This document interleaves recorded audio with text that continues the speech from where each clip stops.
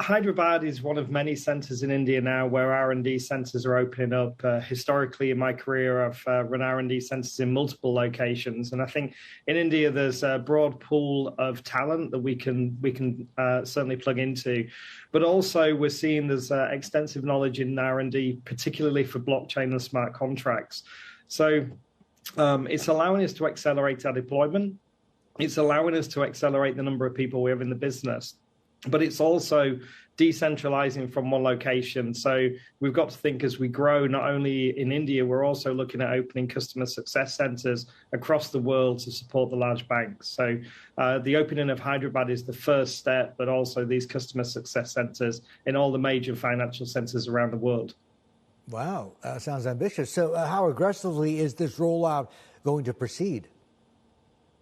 Yeah, that's a good question, Martin. And at the moment, as you say, we're expanding to 8 currencies. Next year, we'll expand to 16 and onboard many more banks. They're all tier 1 banks. So we're actually engaged with customers across 15 countries right now, expanding that to 16. So it is aggressive, but I think, a business like Partior, where we're solving the problems of money movement today with our fiat business, but also developing the solutions for tomorrow for central bank digital coins, bank coins, stable coins. It's important that we do roll out very quickly, and it's important that we deploy this first generation network for the banks.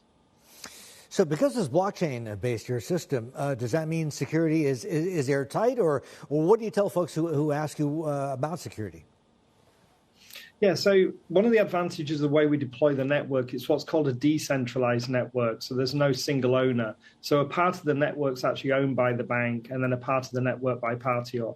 We don't engage in the data of the transaction, actually. That's still owned by the bank. The compliance and the risk is still decentralized with the bank. We just essentially allow a far more efficient money movement. It's atomic. So what we do is under 120 seconds.